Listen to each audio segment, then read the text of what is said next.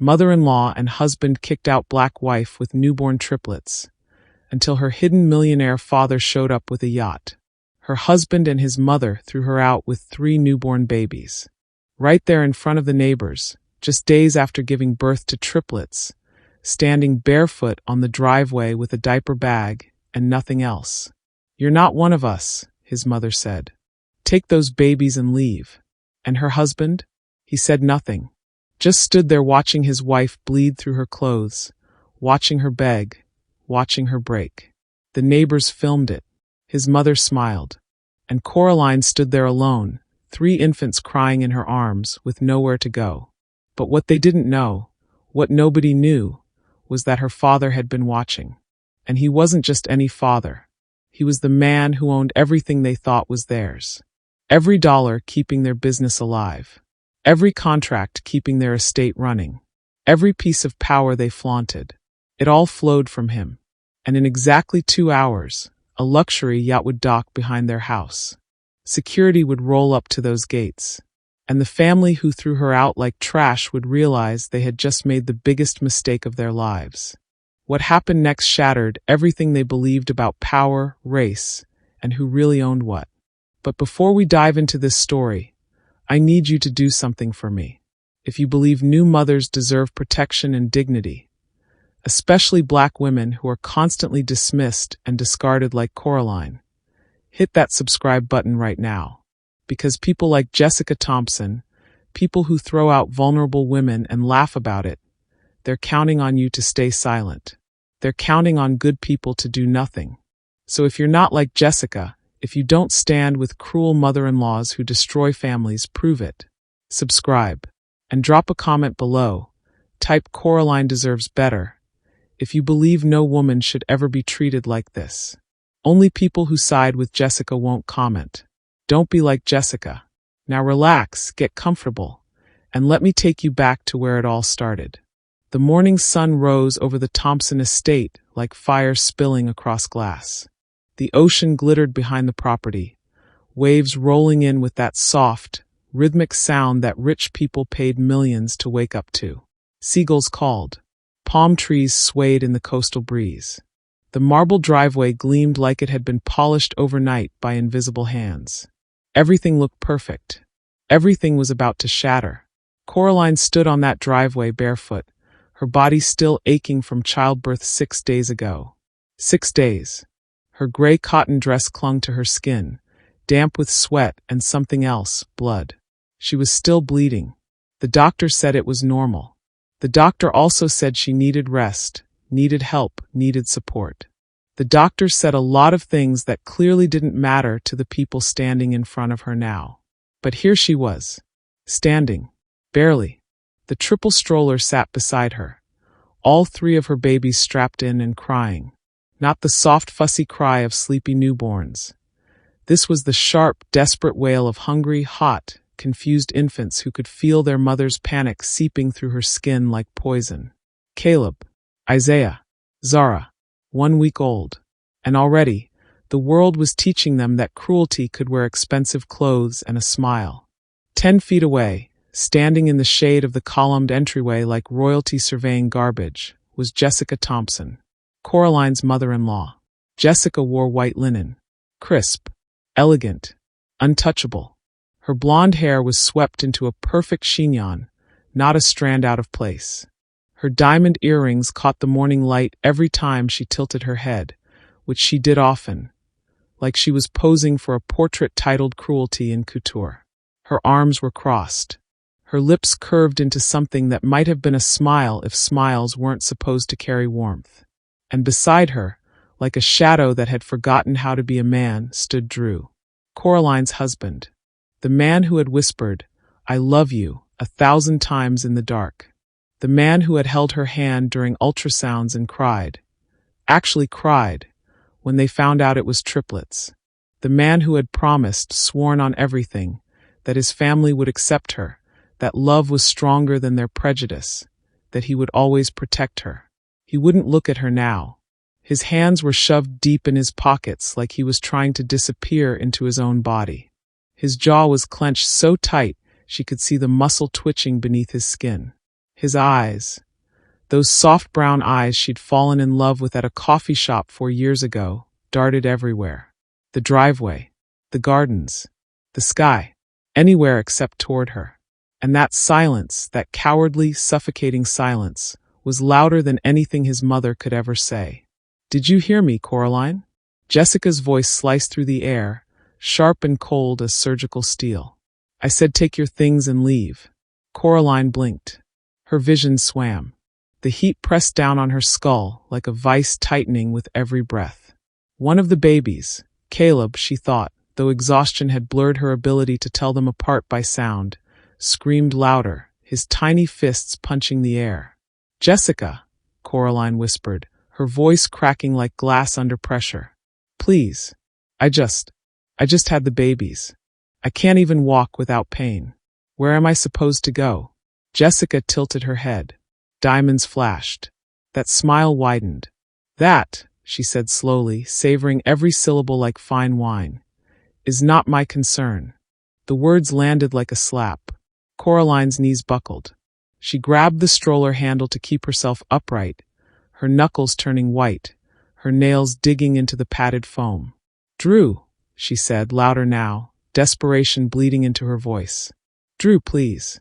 Tell her this is insane. These are your children. Your babies. Look at them. Look at them." For a moment, just one cruel, heartbreaking moment, Drew's eyes flicked toward her. And there was nothing there. No love. No fight. No fire. Just guilt. And guilt without action is just cowardice wearing a conscience like a costume. "I'm sorry," he muttered, the words barely audible, his gaze already sliding away again.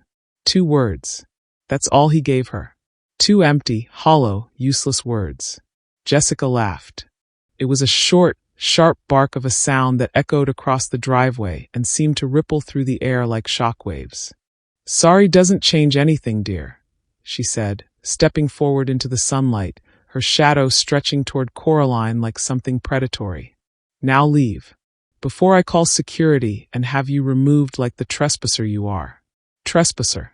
The word sank into Coraline's chest like a knife slipping between ribs. She had lived here for 3 years. She had cooked in that kitchen, her spices filling the air while Drew's family complained they smelled too ethnic. She had slept in that bedroom, in that bed, beside a man who now couldn't even defend her. She had decorated the nursery with her own hands, painting stars on the ceiling in soft yellows and blues while Drew watched and smiled and told her she was going to be an amazing mother. And now she was a trespasser. Coraline looked around the driveway, her heart hammering, desperate for someone, anyone, to step in, to say this was wrong, to tell Jessica to stop. The housekeepers stood frozen by the garden, eyes averted, hands clutching rags and pruning shears like lifelines. They'd smiled at her yesterday, congratulated her on the babies. Now they looked at the ground like it held answers. The groundskeeper pretended to trim hedges that didn't need trimming, his back turned, his shoulders hunched. A delivery driver slowed his truck at the end of the driveway, phone out, filming. Not helping, just watching, just collecting content. No one helped. No one dared. Because in the Thompson family, Jessica's word was law. And the law said Coraline didn't belong. From the 2nd floor balcony, Coraline heard a giggle. She looked up, shielding her eyes from the sun. Drew's younger sister, Natalie, leaned against the railing, phone in hand, recording everything. Her blonde hair fell over one shoulder in perfectly styled waves. A smirk played on her glossy lips. She wasn't horrified. She wasn't uncomfortable. She was entertained. This wasn't a family crisis to her. This was content. This was a story she'd tell at brunch. This was a video she'd probably post with some passive-aggressive caption like, "Family drama hits different nail polish sparkles." Coraline felt something inside her chest crack wide open. Not her heart, that had already shattered the moment Drew looked away. This was deeper. This was the part of her that had believed in fairness, in love, in the goodness of people. That part died right there on the driveway, under the California sun, with 3 newborns crying beside her. She pressed both hands to her belly, still soft and swollen from pregnancy, and felt the ache deep in her core, a reminder of what her body had just endured. Her babies were 1 week old. 1 week. And she was being thrown out like trash left too long on the curb. But she would not beg again. She would not give Jessica that satisfaction. Coraline turned slowly, every movement sending sharp pains shooting through her abdomen. She gripped the stroller handle, her fingers trembling, and began to push it toward the gates. The wheels clicked against the stone driveway. Click, click, click. Behind her, she heard Jessica sigh, a long, satisfied exhale, the sound of someone who'd just won a game they didn't deserve to play. She heard Natalie giggle again, louder this time, performing for her phone. She heard Drew's silence, which somehow felt louder than all of it.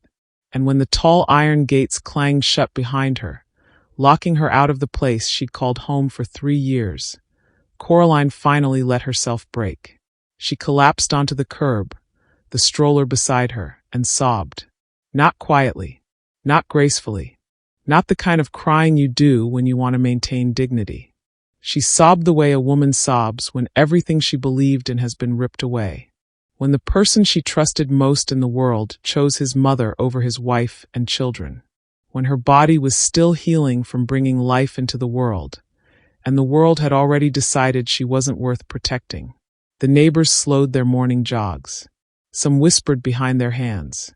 Some pointed. Some took out their phones and filmed, adding to the collection of evidence that Coraline's humiliation was public, undeniable, and viral. One woman, Mrs. Hendricks from 2 houses down, actually tsked as she passed, like Coraline had done something wrong. Like this was somehow her fault. The humiliation was complete, public, recorded for eternity. Have you ever been betrayed by the one person you thought would never hurt you? Have you ever had your dignity stripped away while people watched and did nothing? Or worse, filmed it for entertainment? Inside the estate, Jessica stood on that second-floor balcony, sipping iced tea from a crystal glass, watching Coraline suffer through the wrought iron bars like it was dinner theater. Finally, she murmured to herself, a satisfied smile curling her lips. That woman is where she belongs. Outside, Natalie joined her, phone still in hand, thumb scrolling through the footage. "This is going to get so many views," she said, her voice bright with excitement. "Should I post it now or wait till tonight for maximum engagement?" Jessica considered this like it was a legitimate question. "Tonight," she decided. "Let it simmer. Make people curious." Natalie grinned. "You're brilliant, Mom." "I know." Jessica took another sip of tea, her eyes never leaving Coraline's crumpled form on the curb. "Let this be a lesson to anyone else who thinks they can marry into this family without earning their place. We have standards. We have lineage. And she," Jessica gestured with her glass, dismissive, disgusted, "she was never going to measure up." "Because she's black?" Natalie asked, not even pretending to be subtle. Jessica's smile was thin and cold. "Because she's common, darling. The rest is just unfortunate optics." They laughed together, mother and daughter, bonded by cruelty, toasting with iced tea to the destruction of a woman who'd done nothing wrong except love the wrong man. But while the Thompson family celebrated their victory, while they congratulated themselves on removing what they saw as a stain on their reputation, something they didn't know was happening. Something that would shatter them. 400 miles away, in a glass-walled penthouse overlooking the San Francisco skyline, Theodore Craig received a message. His phone buzzed once on the marble countertop, the sound sharp in the quiet morning.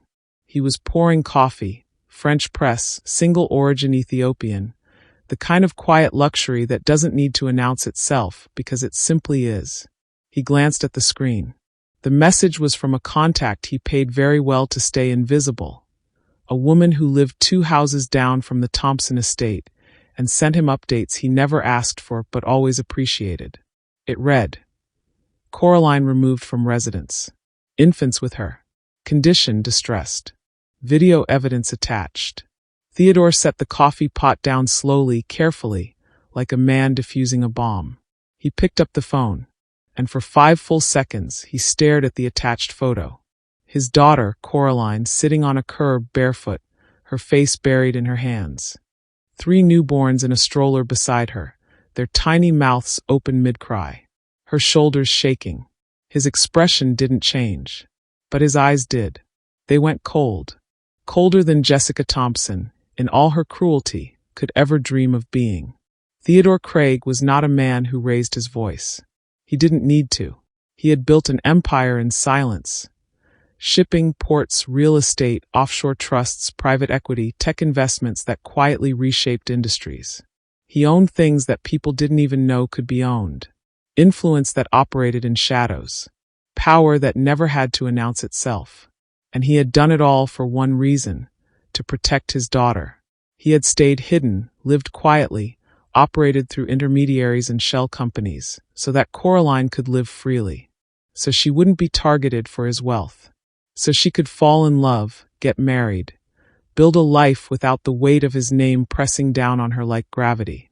He had let her marry Drew Thompson because the man seemed kind, seemed stable, seemed like he would stand beside her when the world got hard. He was wrong. Theodore walked to the floor-to-ceiling window and looked out over the water, the bay stretching endlessly beneath the morning sun. Somewhere beyond the horizon, past the hills and highways, was the Thompson estate, the place that had just thrown out his child and his grandchildren like garbage. He pulled out his phone and dialed. 1 ring. "Sir." His assistant, Marcus, answered immediately, voice alert despite the early hour. Theodore's voice was calm, lethally calm. The kind of calm that came before storms that rearranged coastlines. "Prepare the yacht," he said. "Pull the files on Thompson Shipping, Thompson Real Estate Holdings, and any subsidiary companies under the family name. I want every contract, every loan, every piece of leverage we hold. And I want the legal team, the financial team, and security ready to move in 2 hours." There was a pause. Marcus had worked for Theodore for 15 years. He knew what that tone meant. "Sir, are we?" "Yes," Theodore interrupted quietly, his gaze fixed on the horizon. "We're taking everything." He ended the call, took a sip of his coffee. And in that moment, standing in his penthouse with the morning sun streaming through the glass, Theodore Craig made a decision. The Thompson family thought they had power. They thought their name, their estate, their legacy made them untouchable. They were about to learn what power really looked like. And it didn't come with a raised voice or a clenched fist. It came with a yacht, legal documents, and the quiet, devastating precision of a man who had built empires while they played house with money that was never really theirs. Coraline didn't know how long she sat on that curb. Time moved strangely when your world was ending, stretching and compressing like something broken trying to hold its shape. The sun climbed higher. The heat pressed down, and her babies kept crying. Caleb's wail had turned hoarse. Isaiah's face was red, scrunched tight with the kind of rage only infants could express so purely. And Zara, sweet, quiet Zara, had gone silent in that terrifying way that made Coraline's heart stop. She forced herself to stand, her legs shaking, and checked Zara's breathing.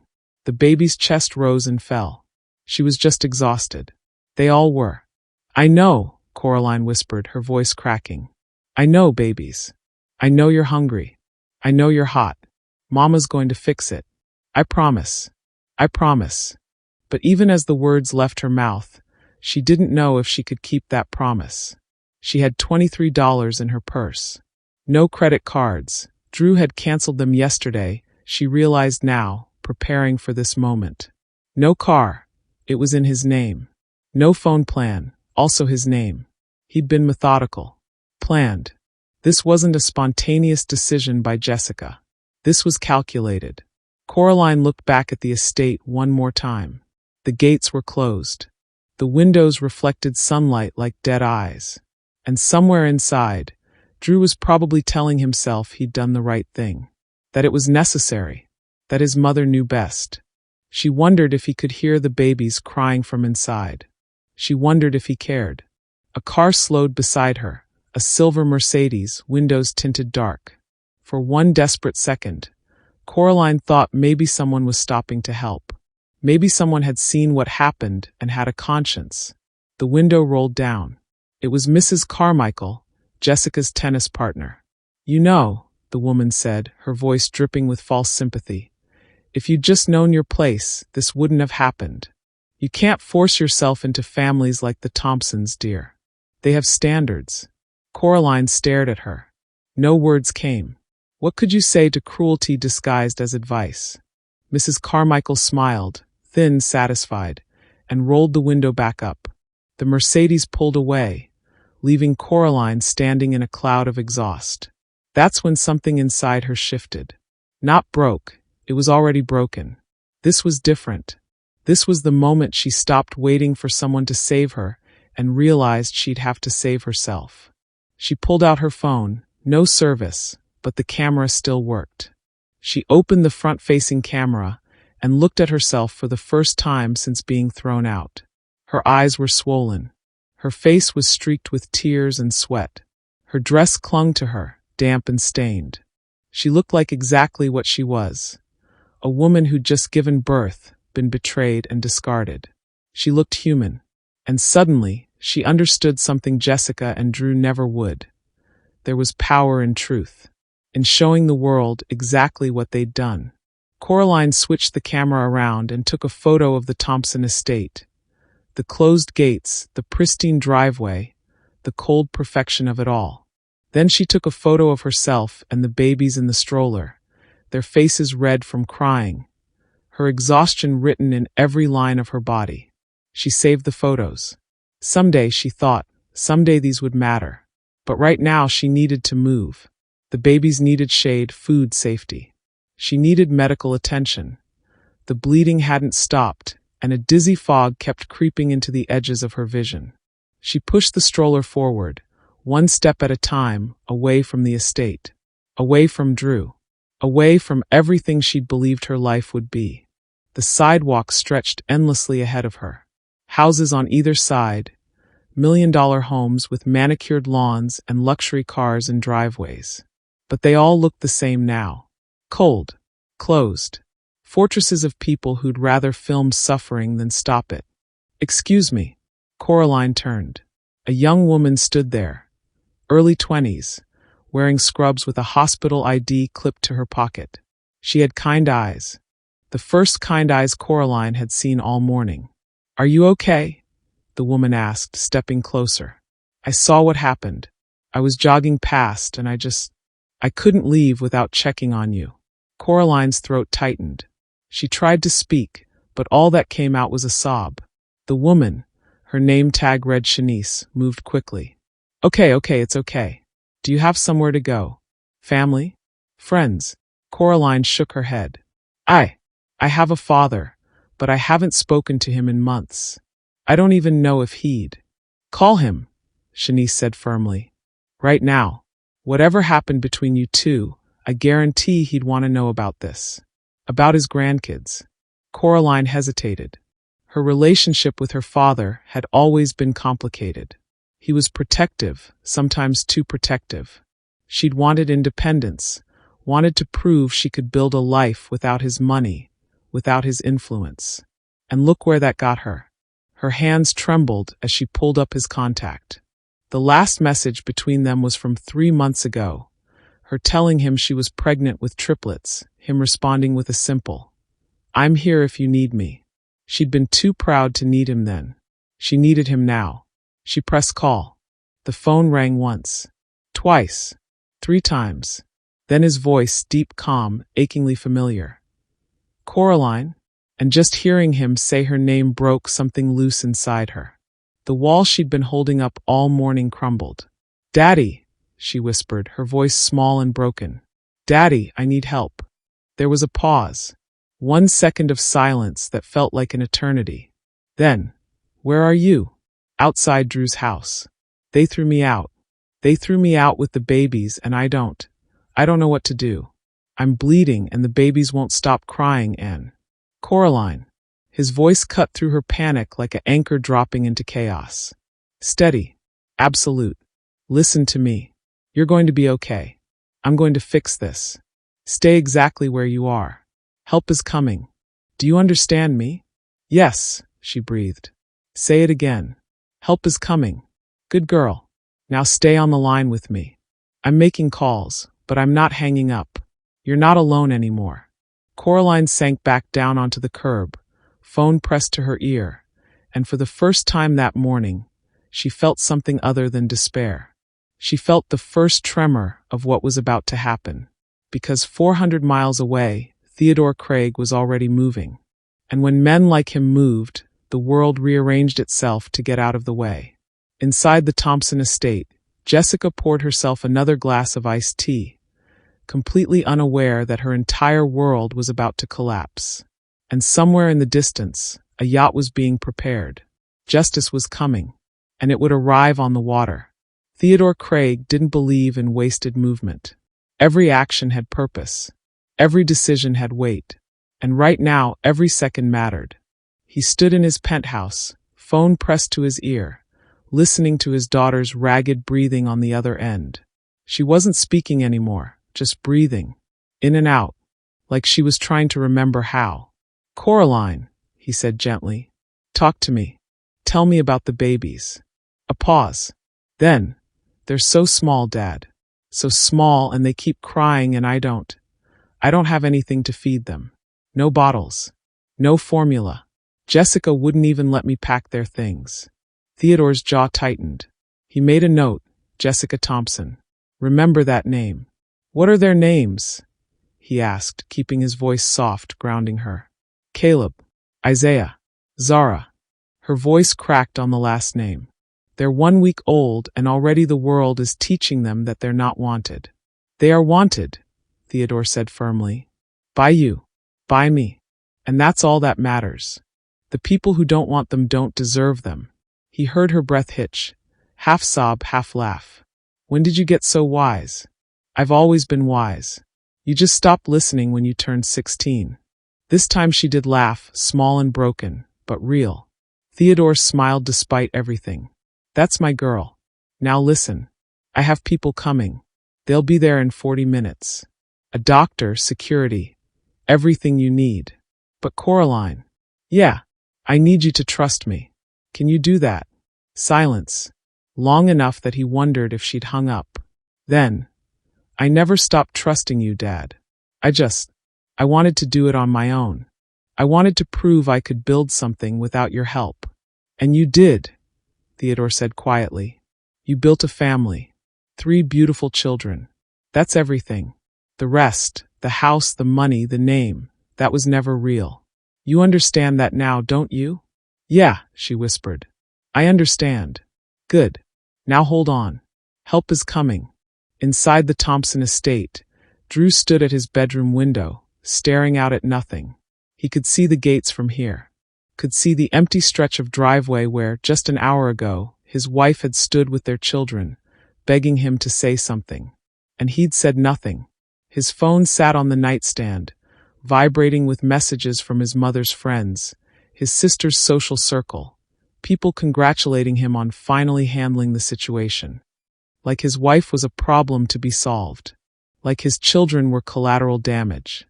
He picked up the phone, put it down, picked it up again. His hands were shaking. What have I done? The thought came unbidden, unwanted. He tried to push it away, tried to remember all the reasons his mother had given him. Coraline wasn't their kind of people. She didn't understand their world. The babies would complicate the business, the estate planning, the optics. But all he could see was her face. The way she'd looked at him. The way she'd said his name. "Drew, please." And he'd done nothing. A knock at the door. "Drew." Jessica's voice, light and satisfied. "Come down for brunch, darling. I've invited the Carmichaels. We should celebrate." Celebrate. His wife was gone. His children were gone. And his mother wanted to celebrate. Drew looked at his reflection in the window. A man he barely recognized. When had he become this? When had his spine dissolved? When had his mother's approval become more important than his own family? He didn't have an answer. And that was the most damning thing of all. "I'll be down in a minute," he called out, his voice flat. Jessica's footsteps retreated down the hall, her heels clicking against marble like a countdown. Drew sat on the edge of his bed, head in his hands, and tried to convince himself he'd done the right thing. He failed. Back on the curb, Coraline sat with Shanice, the nurse who'd stopped to help. Shanice had given her a bottle of water, helped her feed the babies with the single bottle of formula she had in the diaper bag, and now sat beside her in silence that felt like solidarity. "Thank you," Coraline said quietly, "for stopping, for not just walking past." Shanice shook her head. "I couldn't. I have a daughter. She's 3. And I keep thinking, what if someone treated her like this someday? I'd want someone to stop, to help. Most people didn't. Most people are cowards." Shanice looked at the Thompson estate, her expression hardening. They'd rather film than help, rather gossip than act. But that's on them, not on you. Coraline nodded, tears burning behind her eyes again. "I keep thinking, what did I do wrong? How did I not see this coming?" "You didn't do anything wrong," Shanice said firmly. "Love isn't supposed to come with conditions. Family isn't supposed to abandon you when you're vulnerable. They failed you, not the other way around." Before Coraline could respond, a sound cut through the air, deep, powerful, unmistakable. A helicopter. Both women looked up. It appeared over the horizon, black and sleek, moving fast. It circled once over the Thompson estate, low enough that people came out onto their balconies to watch. Then it banked away, heading toward the marina behind the estate. Shanice's eyes widened. "Is that?" Coraline's phone buzzed. A text from her father. 20 minutes. "Stay strong." She looked at the helicopter disappearing toward the water, then back at the closed gates of the Thompson estate. And for the first time that morning she smiled. Not a happy smile. Not a relieved smile. A smile that said, they have no idea what's coming. Inside the estate, Jessica stood on the balcony with her mimosa, watching the helicopter with mild curiosity. "Probably the Hendersons showing off their new toy," she said dismissively to Natalie. "So gauche." Natalie laughed, scrolling through her phone. "The video already has 2,000 views. People are eating this up." Jessica clinked her glass against her daughters. To family, and to knowing one's place. They drank, completely unaware that the helicopter they'd just dismissed was the first wave of something they couldn't comprehend. Theodore Craig had been patient for 30 years. He'd built empires in silence. He'd protected his daughter from the shadows. But patience had limits, and they'd just found his. The Thompson family thought they were untouchable. In exactly 18 minutes, they'd learn the difference between old money and real power. And the lesson would cost them everything. The yacht appeared like something out of a dream.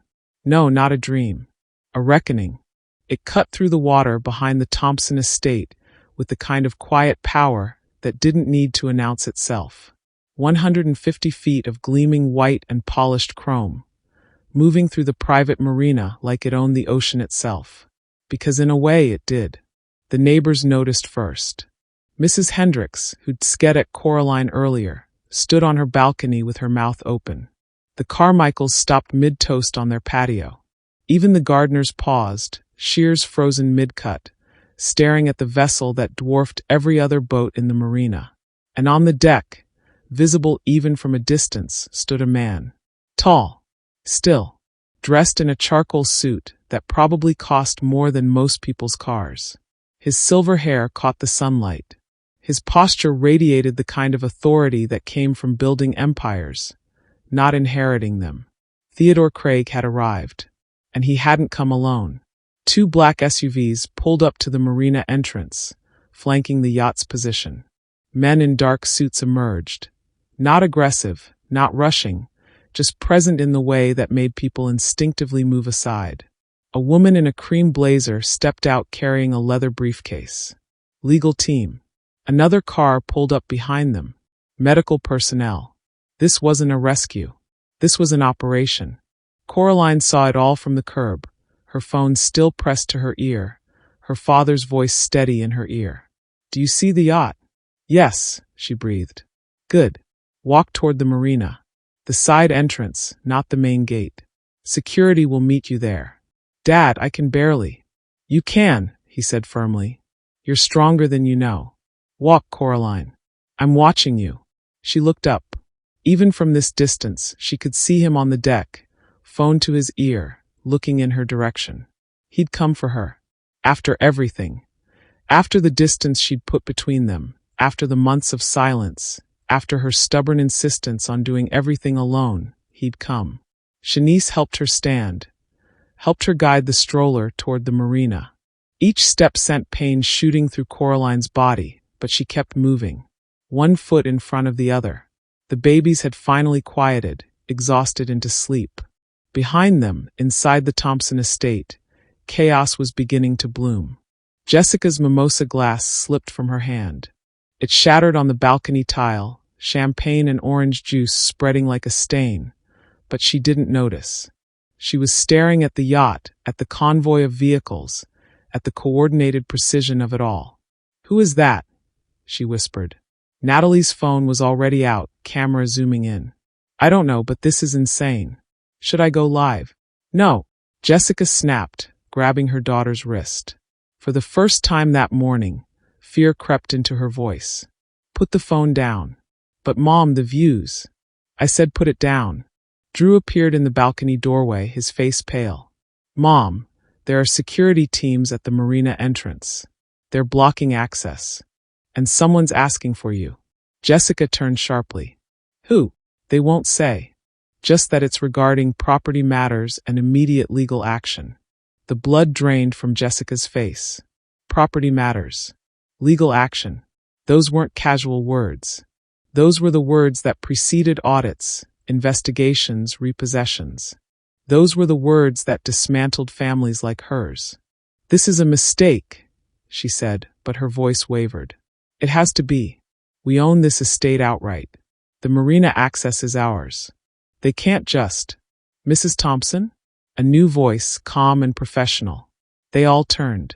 A woman in a cream blazer stood in the balcony doorway, flanked by 2 security personnel. She held a leather briefcase in one hand and an iPad in the other. "My name is Diane Foster. I represent Craig Industries and several subsidiary trusts. We need to speak. Now." Jessica drew herself up, trying to summon her earlier authority. "I don't know who you are, but you're trespassing." "Security." Diane smiled. It didn't reach her eyes. "Your security is currently being briefed on new ownership structures. They're no longer under your employment as of—" She glanced at her watch. "For minutes ago." Drew stepped forward, voice shaking. "What are you talking about? This is our home." "No, Mr. Thompson," Diane said quietly, pulling up documents on her iPad. "This home is owned by the Westbridge Trust, which is a subsidiary of Craig Holdings, which is controlled by Theodore Craig. You've been living here under a beneficial arrangement that, as of this morning, has been terminated." The silence that followed was deafening. Jessica's legs gave out. She sank into a chair, her face ashen. "That's impossible. We've owned this estate for 20 years. "You've lived in this estate for 20 years, Diane corrected. "Ownership is a different matter, as is the marina access, the shipping contracts that keep Thompson Industries solvent, and the line of credit that finances your lifestyle." She paused, all of which trace back to Theodore Craig. Natalie's phone slipped from her hands. Drew grabbed the balcony railing to keep himself upright. And Jessica, imperious, cruel, untouchable Jessica, looked like she might be sick. "Why?" Drew whispered. "Why would Theodore Craig care about us?" Diane tilted her head, and for the first time, something like satisfaction flickered across her face. "Because the woman you threw out this morning? The one you discarded like garbage with 3 newborn babies." She let the silence stretch. "That's his daughter." The world seemed to tilt. Drew's vision blurred. His ears rang. His mother's voice came from somewhere far away, saying something, denying something, but he couldn't hear it over the roaring in his head. Theodore Craig, Coraline's father. The quiet, absent man Coraline rarely spoke about. The one she'd said was just a businessman who preferred his privacy. He wasn't just a businessman. He was the businessman. And Drew had just thrown his daughter onto the street. "Oh God," Drew breathed. "Oh God, what have we done?" Jessica shot to her feet, some of her fire returning through the fear. This is extortion. This is illegal. You can't just take everything because you abused his daughter? Diane interrupted coldly. Because you threw out a postpartum woman and 3 infants? Because you filmed it, mocked it, and celebrated it. She held up her iPad. We have the footage. Your daughter was kind enough to post it online. 40,000 views and climbing. Natalie made a small, strangled sound. Diane continued, merciless. Mr. Craig is currently collecting his daughter and grandchildren. Once they're safely aboard and receiving medical attention, he'll decide what happens next. To this estate, to your business, to your reputation. She closed her briefcase with a sharp click. I suggest you use this time to reflect on your choices. She turned and walked away, security following. The Thompson family stood frozen on the balcony, watching as, down at the marina, Coraline was being helped aboard the yacht. Medical personnel surrounded her. Theodore Craig descended the gangway, moving toward his daughter with purpose. And when father and daughter embraced, when Theodore wrapped his arms around Coraline like she was the most precious thing in the world, Drew felt something inside him shatter completely. That should have been him. He should have been the one protecting her. Instead, he'd watched her be destroyed. And now, he was about to lose everything. The yacht's engines hummed to life, a low, powerful sound that vibrated through the air. And on the deck, holding his daughter while medical personnel attended to his grandchildren, Theodore Craig looked up at the Thompson estate. His expression was calm, but his eyes promised annihilation. The yacht's medical suite was nothing like a hospital. It was quiet, calm. The walls were paneled in soft teak. Sunlight filtered through tinted windows. A doctor, older, gentle-handed, the kind who'd probably delivered babies for royalty, examined Coraline while 2 nurses attended to the triplets in specially prepared bassinets. You're severely dehydrated, the doctor said, his voice kind but firm. And this bleeding, you should have been readmitted to the hospital days ago. Did anyone monitor you after discharge? Coraline shook her head, tears sliding silently down her face.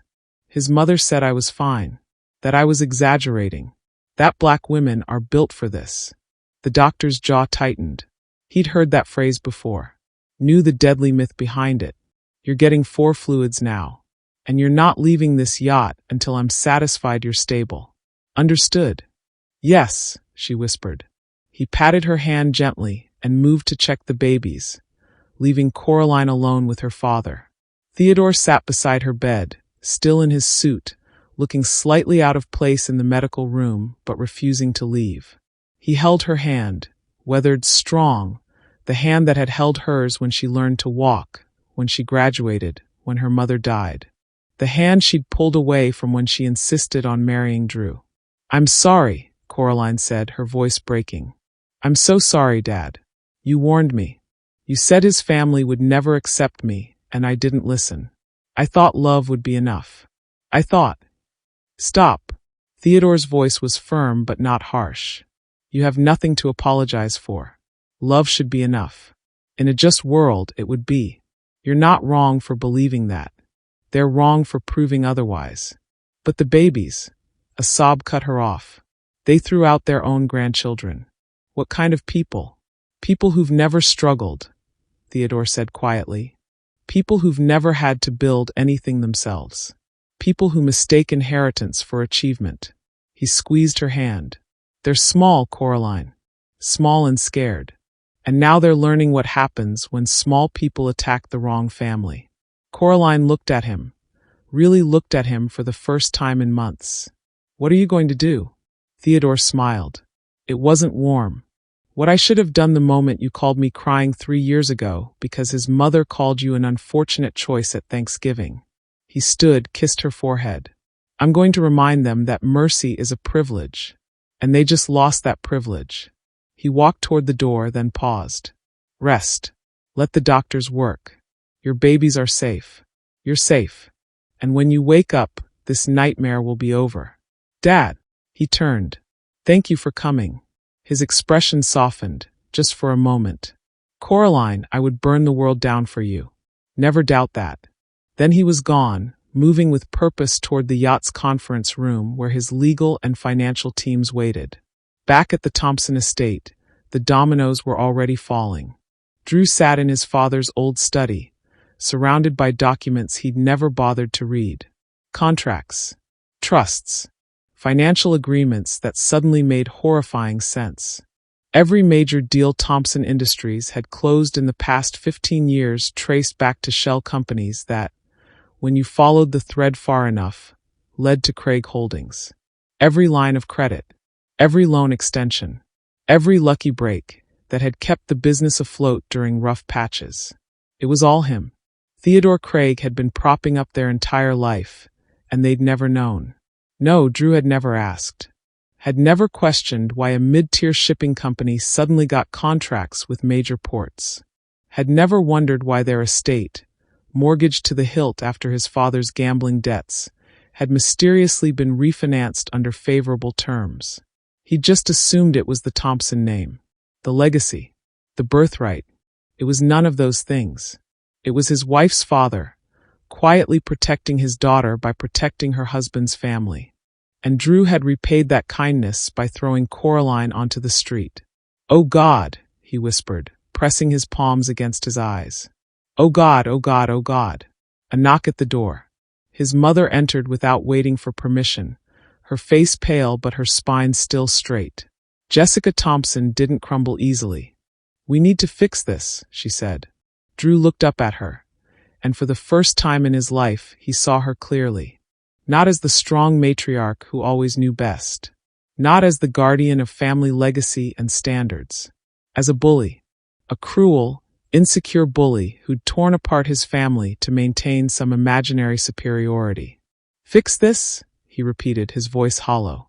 "Mom, we threw out his daughter. His grandbabies. And you filmed it. You smiled while doing it.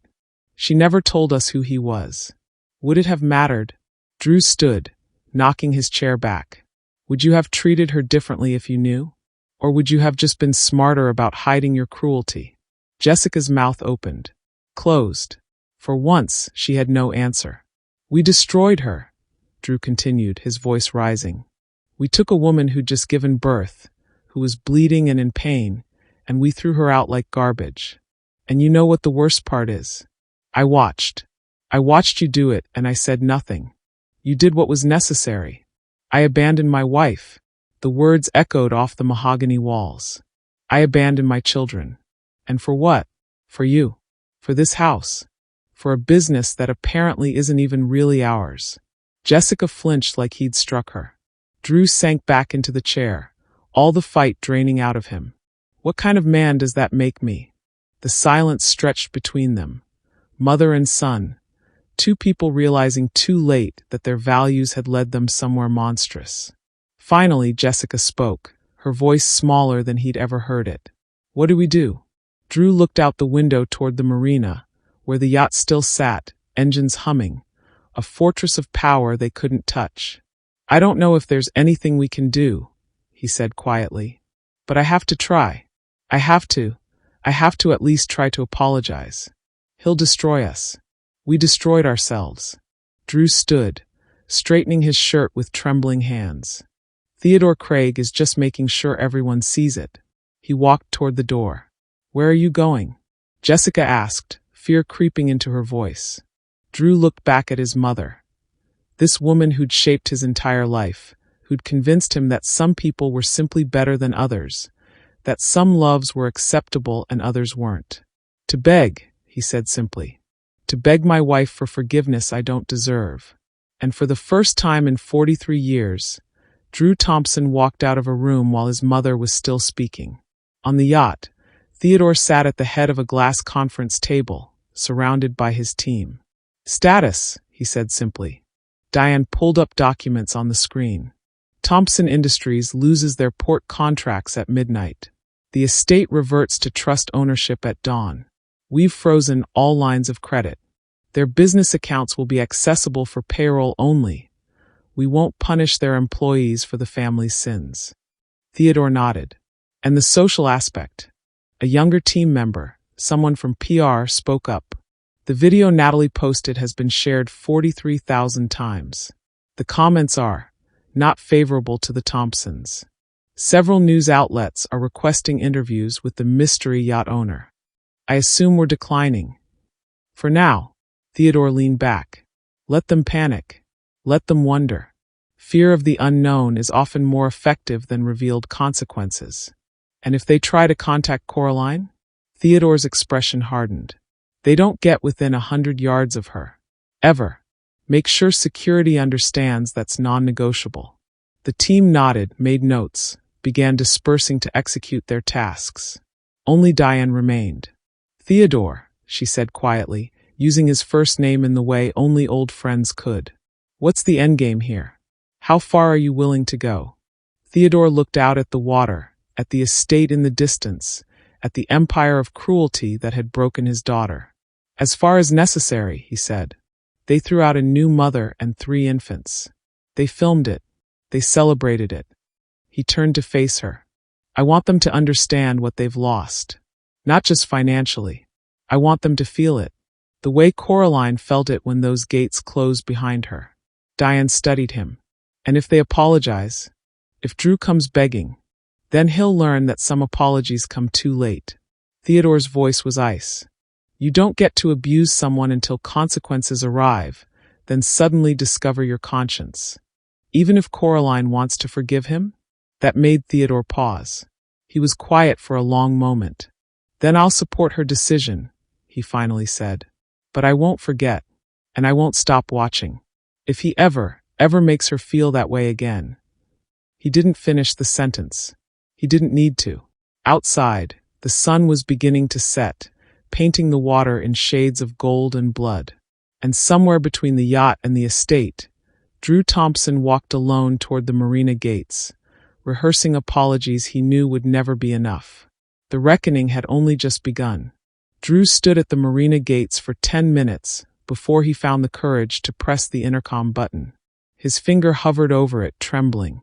Behind him, the sun was setting, casting long shadows across the pavement.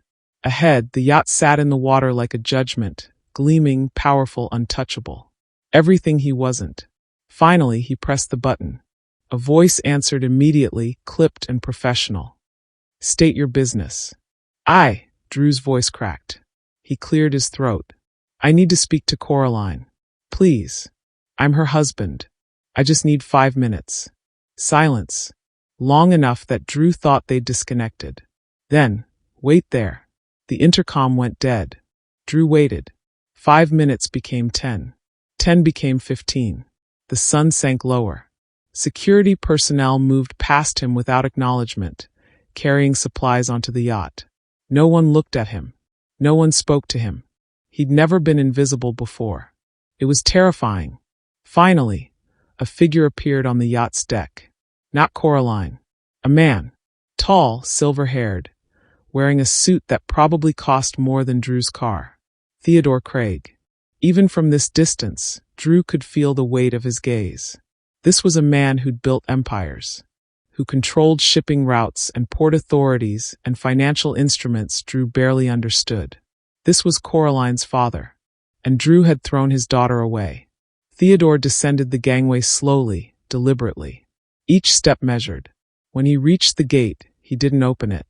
Just stood on the other side, separated from Drew by iron bars that suddenly felt symbolic. Mr. Thompson, Theodore said. His voice was calm, dangerously calm. Mr. Craig, Drew stopped, swallowed. I need to see Coraline. I need to apologize. I need to explain. Explain what? Theodore interrupted quietly. Explain why you stood there while your mother threw out your wife and children. Explain why you canceled her credit cards in preparation. Explain why you chose comfort over courage. Each word landed like a physical blow. Drew's legs felt weak. I was wrong. I know I was wrong. I need her to know that I'm sorry. You're sorry. Theodore's expression didn't change, but something in his eyes turned to ice. You're sorry now. Not when she was begging.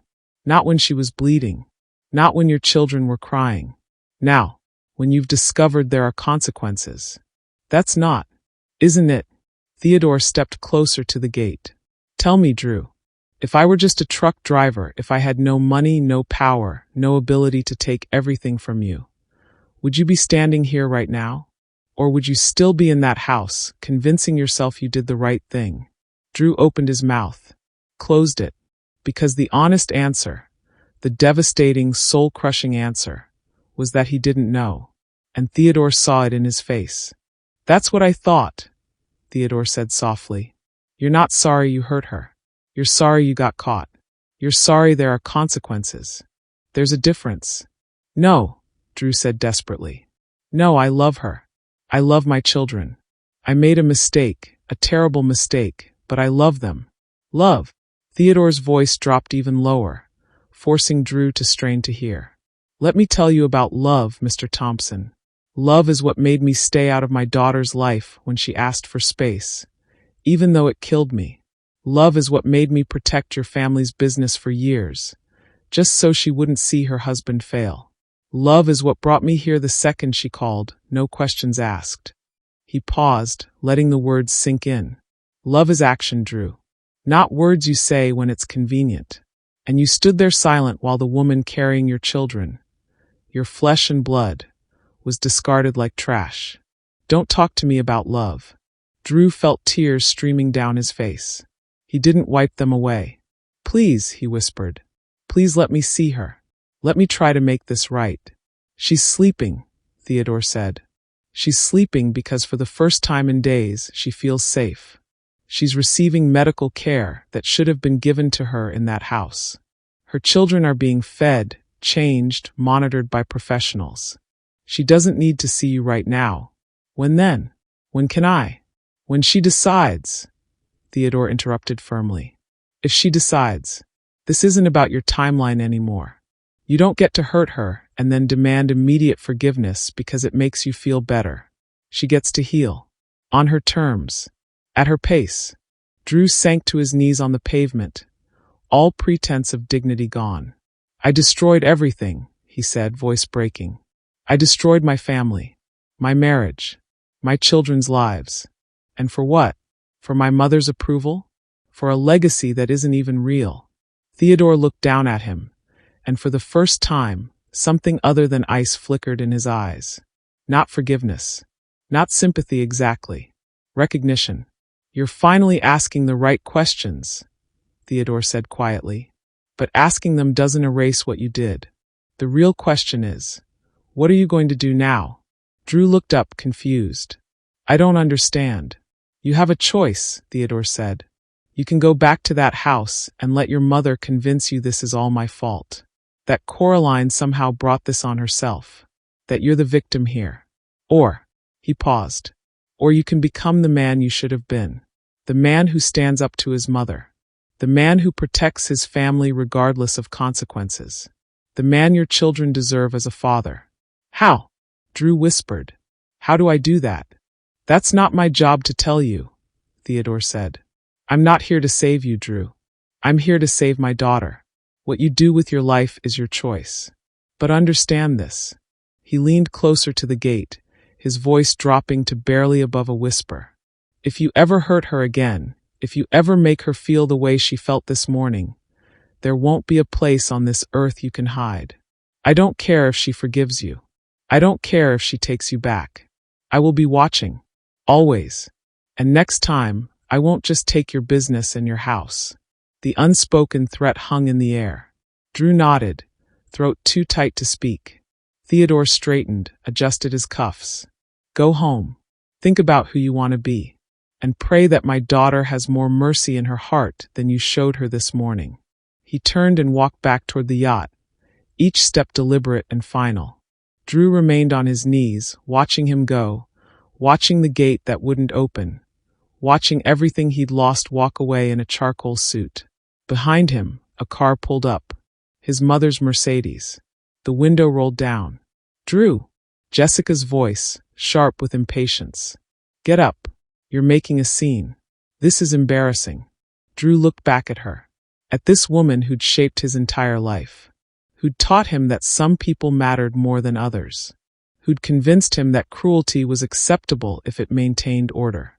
And he realized Theodore was right. He had a choice.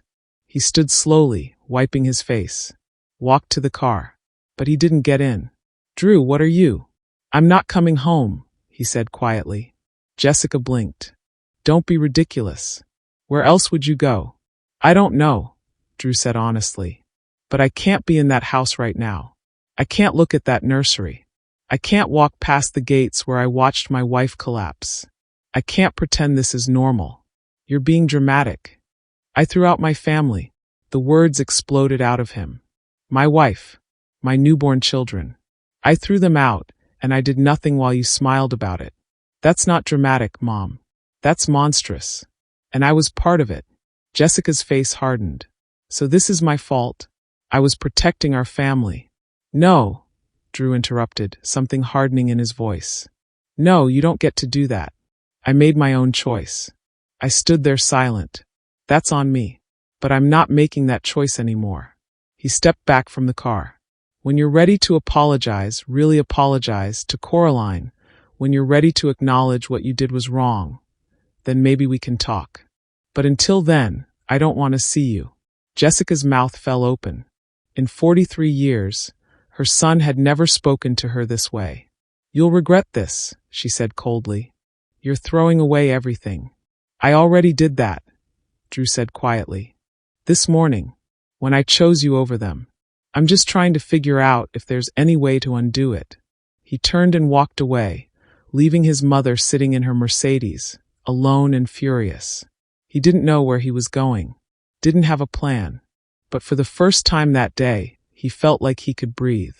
On the yacht, Theodore watched through the conference room window as Drew walked away from his mother's car. "Interesting," he murmured. Diane appeared beside him. "Think he means it?"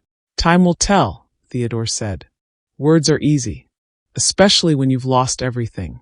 The real test is whether he follows through when no one's watching. And if he does..." Theodore was quiet for a moment. "Then maybe my daughter will have the partner she deserves." But he's got a long way to go. Below deck, in the medical suite, Coraline slept deeply for the first time in weeks. The babies were in bassinets beside her, monitored, safe fed. The 4 dripped steadily into her arm. The bleeding had finally slowed. She didn't know Drew had come. Didn't know he'd begged. Didn't know he'd finally stood up to his mother. Right now, none of that mattered. Right now, she was just healing. And sometimes, that's all you can do. One breath at a time. One moment at a time. Until the pieces of yourself start to come back together. The board meeting at Thompson Industries started exactly at 9 a.m. Theodore Craig arrived at 10:03. The deliberate lateness wasn't petty. It was strategic. Let them sit. Let them worry. Let them understand that their time, their schedules, their convenience no longer mattered. The conference room fell silent when he entered. 12 board members sat around an oval table, most of them old family friends of the Thompsons. Men in expensive suits who'd attended the same prep schools, joined the same clubs, married women from the same social circles. They'd spent decades congratulating themselves on their success, never questioning where it came from. Now they knew, and the fear in their eyes was palpable. Theodore took his seat at the head of the table, the chair that technically belonged to Drew as CEO, but Drew wasn't here. He'd been calling all morning, each call going to voicemail. Whether he was hiding or finally developing a spine, Theodore didn't know. Diane sat to Theodore's right, iPad open, expressionless. 2 attorneys flanked the door. Not aggressive, just present. A reminder that this wasn't a negotiation. "Gentlemen," Theodore said quietly, "thank you for waiting." An older man, Gerald Pemberton, the CFO and Jessica's cousin, cleared his throat. "Mr. Craig, I think there's been some misunderstanding. The Thompson family has built this company over 3 generations." "No," Theodore interrupted, his voice still calm. "The Thompson family has run this company into the ground 3 times over 3 generations. I've bailed it out each time through strategic contracts and financial instruments that kept you afloat while you pretended you were successful." He nodded to Diane, who pulled up documents on the screen. 1997. Your shipping division was bankrupt. I provided the port contracts through subsidiary companies. 2004. Your real estate holdings were underwater. I restructured the loans. 2011. Your line of credit was exhausted. I became your silent creditor. She clicked through slides, each one showing the paper trail.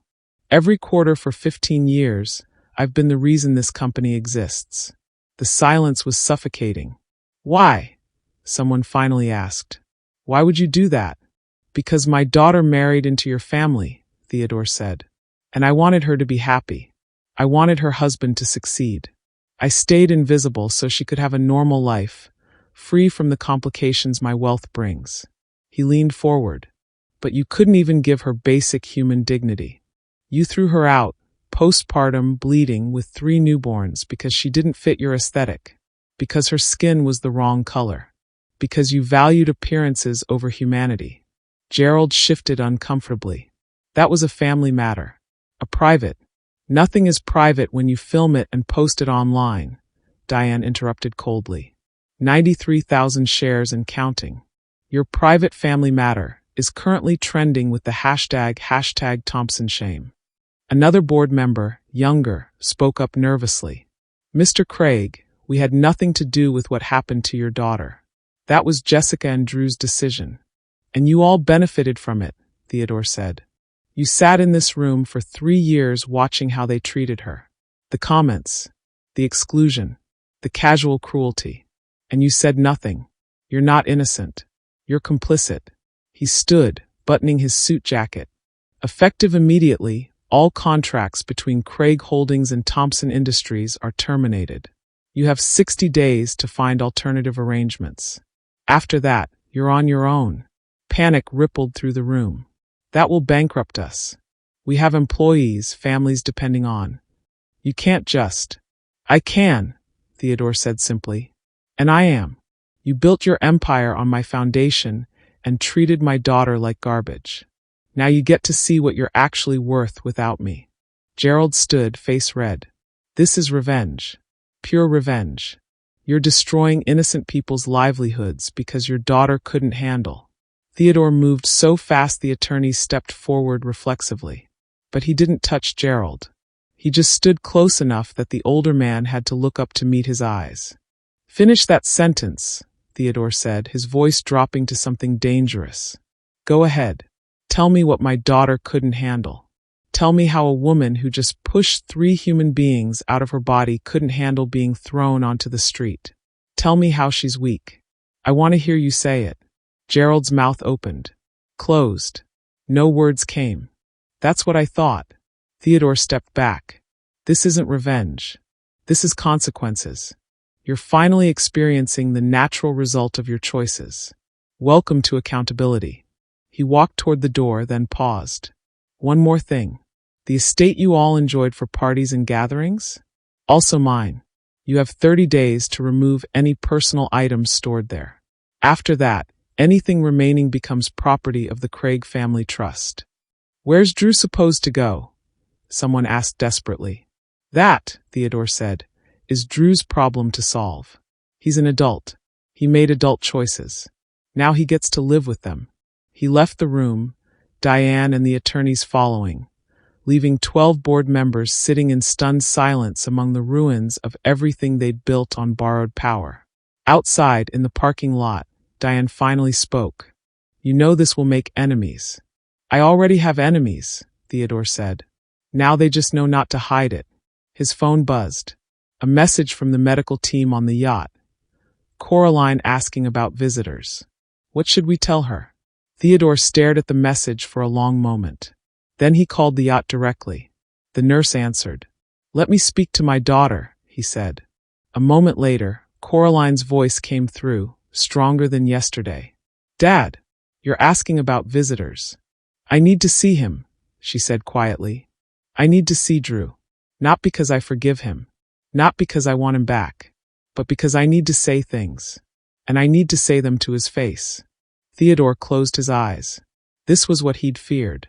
Not because he didn't trust her judgment, because he knew how much it would cost her emotionally. Are you sure? No, Coraline said honestly. But I need to do it anyway. I need closure. I need to stop imagining the conversation and actually have it. Okay, Theodore said finally.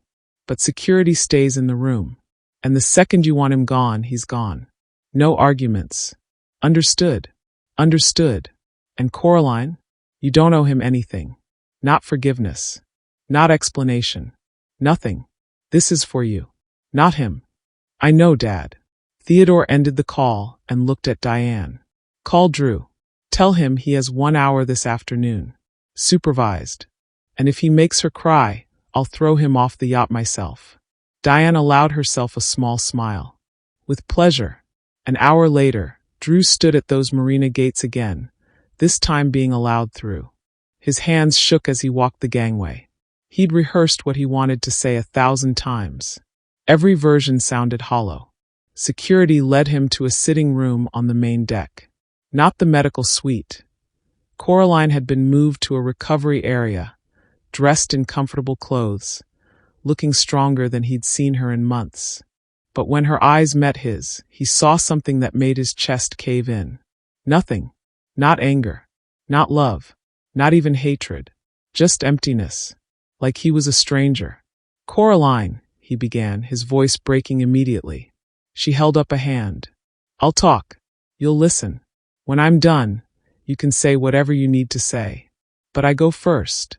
Drew nodded, sinking into the chair across from her.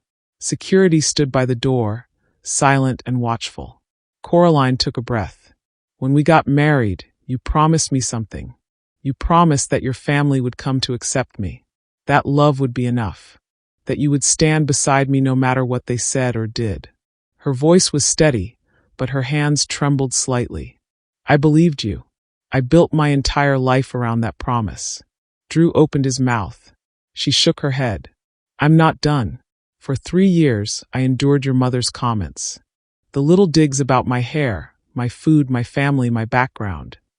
I smiled through dinners where I was the only one not invited to speak. I pretended not to notice when your sister mocked my accent. I convinced myself that love, our love, was strong enough to weather it. Tears were sliding down her face now, but her voice never wavered. And then I gave you 3 children, 3 beautiful babies. I nearly died bringing them into this world. My body tore apart. I bled so much the doctors were scared. And when I came home, your mother looked at them like they were a mistake, like they were proof I'd contaminated the bloodline. Coraline, please. I'm not done. Each word landed like a hammer. And you stood there. When she said I had to leave, when she called me a trespasser in my own home, when I was bleeding through my clothes and begging you, begging my husband, to say something, to do something, you stood there silent. Drew was openly weeping now. I know, and I'm. You don't get to apologize yet, Coraline said, her voice finally breaking. You don't get to make this easier on yourself. You need to sit with what you did. You need to feel it. Because I felt it. I felt my heart break in real time while you watched. The room was silent except for Drew's ragged breathing. Coraline wiped her eyes and continued, her voice quieter now. I don't know if I can ever forgive you. I don't know if I even want to try. But what I do know is this. My children deserve a father who shows up, who fights for them, who doesn't crumble the second his mommy disapproves. She leaned forward. So here's what's going to happen. You're going to leave this yacht. You're going to figure out who you are without your mother's voice in your head. You're going to go to therapy. You're going to prove, through months of consistent action, not words, that you're capable of being the father Caleb, Isaiah, and Zara deserve. And maybe you'll get supervised visits. And us, Drew whispered. Is there any chance? No, Coraline said firmly. There is no us. That died when you chose silence. But there might be co-parenting. There might be civility. There might even be forgiveness someday. But love, trust, a future together. She shook her head. That's gone. You killed it. Drew buried his face in his hands, his whole body shaking with sobs. Coraline stood, her legs still unsteady, but her voice iron strong. Now you can say what you came to say. Drew looked up at her, this woman he'd loved and destroyed, and realized there was nothing he could say that would matter. "I'm sorry," he whispered. "I'm so sorry." "I know," Coraline said. "But sorry doesn't fix this." She turned to security. "We're done here." As Drew was escorted out, still crying, Coraline sank back into her chair and finally let herself break. Not because she still loved him, but because grieving what could have been was just as painful as grieving what was. And sometimes the hardest person to forgive is yourself, for believing in someone who didn't deserve it. 6 months later, the estate that had once belonged to the Thompson family now stood transformed. Gone were the cold marble floors and sterile white walls. In their place, warm hardwood, splashes of color, photographs covering every surface. The nursery, once a pristine showroom that Jessica had insisted remain photo-ready, was now beautifully chaotic. Toys scattered across a soft rug. 3 cribs arranged in a gentle arc. A rocking chair by the window where Coraline spent countless hours singing to her babies. This was no longer the Thompson estate. This was the Craig family home. And it was filled with life. Coraline stood in the kitchen, Zara strapped to her chest in a carrier, watching Caleb and Isaiah play on a blanket in the living room. A baby monitor sat on the counter. Sunlight streamed through windows she'd insisted on enlarging, flooding the space with warmth the house had never known. Her father walked in, carrying grocery bags, still wearing a suit but with his tie loosened. He'd been spending more time here lately, working remotely, helping with the babies, making up for years of distance. "They're getting so big," Theodore said, setting the bags down and immediately moving to the blanket where his grandsons were attempting to crawl. "Look at Isaiah go. He's almost got it." Coraline smiled, her hand instinctively rubbing Zara's back. "Another week and they'll all be mobile. Then we're in trouble." "Then we're in joy," Theodore corrected. "Trouble is what we left behind." He wasn't wrong. The last 6 months had been a journey, painful, messy, but ultimately healing. Thompson Industries had filed for bankruptcy 3 months ago. The board had scrambled to find new contracts, new investors, anything to stay afloat. They'd failed. The company that had stood for 3 generations collapsed in 90 days once Theodore pulled his support. Some of the employees had found new positions. Theodore had quietly helped with that. Anonymous recommendations, strategic introductions. He had no quarrel with people just trying to make a living. But the family? The board members who'd stayed silent? They got exactly what they'd built on their own, nothing. Jessica Thompson had moved to her sister's house in Connecticut. Her social circle had evaporated overnight. The video of Coraline's humiliation and Jessica's smiling cruelty had made her radioactive. Country clubs revoked memberships. Charity boards asked her to step down. The society pages that once fawned over her now pretended she didn't exist.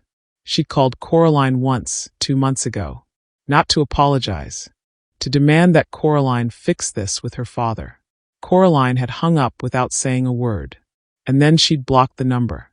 Natalie had tried to rebrand herself as a reformed influencer, posting tearful apologies and explanations. The internet hadn't forgiven her. Her follower count had dropped by 80%. Last Coraline heard, she was working retail and living with a roommate. It should have felt like victory. Instead, it just felt like closure.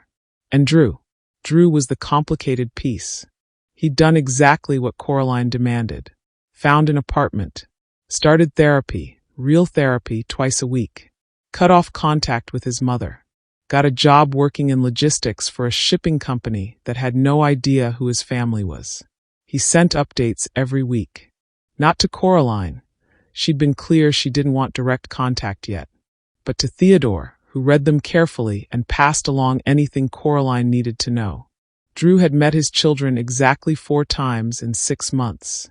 Supervised visits, 1 hour each, in a neutral location with a social worker present. He'd held them, cried over them, sung to them in a shaky voice, brought age-appropriate toys, asked questions about their development, apologized to them even though they couldn't understand words yet. And he'd never once asked about reconciliation, because he finally understood.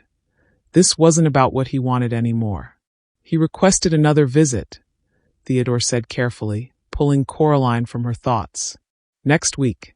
Same terms. Supervised, 1 hour, neutral location. Coraline nodded slowly.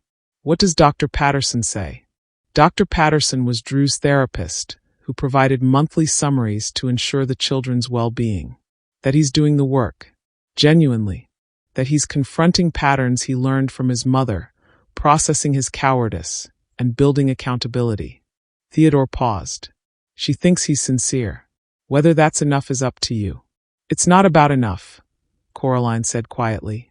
It's about what's best for them. She looked at her sons, now 6 months old, babbling and reaching for toys. They deserve a father, not the man who stood silent. But if he can become someone better, then you'll allow more access. Slowly, carefully, with boundaries. Coraline shifted Zara to her other hip. But he'll never be my husband again. That part of my life is over. Theodore studied his daughter. This woman who'd been broken and rebuilt herself stronger. Are you happy? Coraline considered the question. 6 months ago, she would have said she'd never be happy again. That betrayal, that deep left scars too thick for joy to penetrate. But now, yeah, she said, surprised to realize it was true. I actually am. Not the way I imagined.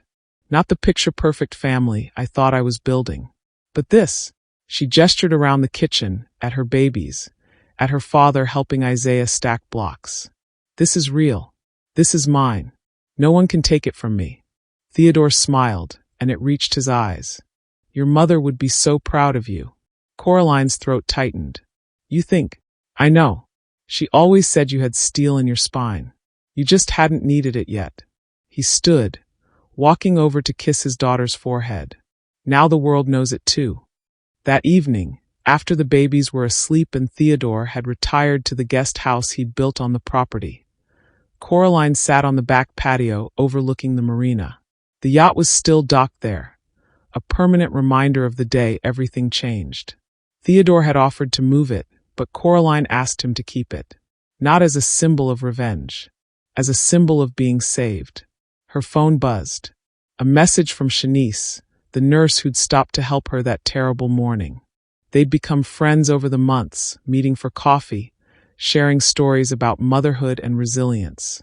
The message read, Saw your interview in today's Parent magazine. You're a badass. Coffee this week. Coraline smiled and typed back. Thursday? I'll bring the babies. The interview had been her idea, telling her story, not for revenge, but to help other women who'd experienced postpartum abuse. The response had been overwhelming. Hundreds of messages from women who'd been thrown out, discarded, or diminished after giving birth. Women who needed to know they weren't alone. Coraline had started a foundation with part of her trust fund, supporting new mothers in crisis, providing emergency housing, medical care, legal assistance. She'd named it 3 Stars Foundation, after her babies. Turning her trauma into purpose hadn't erased the pain, but it had transformed it into something meaningful. A sound behind her. She turned to see Theodore standing in the doorway. Can't sleep, he asked. Just thinking, Coraline said, about how different everything is now.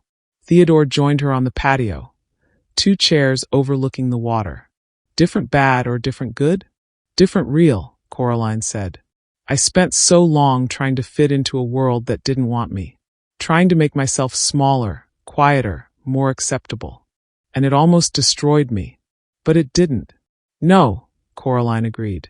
It didn't. And now I'm building something better. Something true. They sat in comfortable silence, father and daughter, watching the moon reflect on the water. Finally, Theodore spoke. I'm sorry I wasn't there sooner. I'm sorry I respected your distance when I should have. Dad. Coraline took his hand. You came exactly when I needed you. And you gave me something more important than rescue. You gave me the space to choose my own path forward. To decide who I wanted to be. And who's that? Coraline thought about the woman she'd been. Eager to please, desperate to belong, willing to endure cruelty for the illusion of acceptance. And the woman she was now, a mother, an advocate, someone who knew her worth and refused to negotiate it. Someone who doesn't need permission to exist, she said finally. Someone who builds her own table instead of begging for a seat at someone else's. Theodore squeezed her hand. That's my girl. Inside the house, one of the babies started crying, Caleb by the sound of it. Coraline stood, ready to go to him, but Theodore waved her off. I've got him. You sit. Enjoy the quiet for 5 more minutes. As her father disappeared inside, Coraline heard him singing softly, the same lullaby he'd sung to her when she was small, the same one she now sang to her children. A legacy of love, passed down through generations, not through bloodlines or estates or business empires, through showing up, through protection, through the radical act of choosing each other every single day. Coraline pulled out her phone and opened her notes app. She'd been writing letters to her children, things she wanted them to know when they were older. She added a new entry. Dear Caleb, Isaiah, and Zara, today you are 6 months old. You don't know it yet, but you saved my life. Not because I needed a reason to live. I had that. But because you gave me a reason to fight. The world tried to tell me you were a burden, that you were mistakes, that you were proof I didn't belong. But you are proof that I do. You are proof that love doesn't need permission. That family isn't about blood or status or acceptance from people who never mattered. You are my 3 stars, my light in the darkness, my reminder that from the deepest pain, the most beautiful things can grow. I promise you this. You will always know you are wanted. You will always know you are loved. And you will never, ever have to shrink yourselves to fit into spaces that don't deserve you. Be loud. Be proud. Be exactly who you are. And know that your mama fought like hell to give you a life where that's possible. Asterisk all my love, Mom. She saved the note and looked back at the water, at the estate that was now a home, at the life she'd built from the ashes of betrayal. And for the first time in 6 months, she felt something she hadn't dared to feel before. Hope. Not hope that Drew would change, or that his family would apologize, or that the world would suddenly become fair. Hope that she was enough, that her children were enough, that this messy, beautiful, imperfect life they were building was exactly what it needed to be. Inside, Theodore walked back out, Caleb in his arms, the baby now content and drowsy. He just needed his grandfather, Theodore said with a smile. Coraline stood and wrapped her free arm around her father, Zara still sleeping against her chest. 3 generations, 3 survivors. 3 people who'd learned that family wasn't about who stayed when things were easy. It was about who showed up when everything fell apart. Thank you, Dad, Coraline whispered. For everything. Always, Theodore said. For you. Always. And somewhere across the water, Drew sat in his small apartment, looking at a photo of his children, and made himself a promise. He would spend the rest of his life earning what he'd thrown away. Not because he expected forgiveness, but because his children deserved a father who finally understood what it meant to fight for the people you love. Even when it's hard. Especially when it's hard. The yacht remained docked. The sun set over the water. And in the Craig family home, 3 babies slept peacefully, surrounded by love that asked nothing of them except that they exist. And that was more than enough. So that's Coraline's story. From being thrown out like trash to reclaiming her power and building a life where she and her children will never be discarded again. Now I need you to do something. If you believe mothers deserve protection, if you believe that women shouldn't be punished for the color of their skin, if you believe that people like Jessica Thompson, people who abuse vulnerable women and smile while doing it, need to be called out and held accountable, then hit that subscribe button right now. Because people like Jessica are counting on you to stay silent. They're counting on good people to watch injustice and do nothing. Don't be that person. Subscribe. Hit the like button. And drop a comment. Type, "Every mother deserves dignity." If you stand with Coraline and against people who weaponize power and privilege to hurt others. Only people who side with Jessica won't comment. Don't be like Jessica. Thank you for watching. Thank you for caring. And remember, your voice matters. Use it. Thank you for watching this story to the end. If you love this story, you will surely enjoy the next one. It's crazier and more intriguing than you can ever imagine. So, do check it out. Click on the image showing on your screen right now to watch the next one.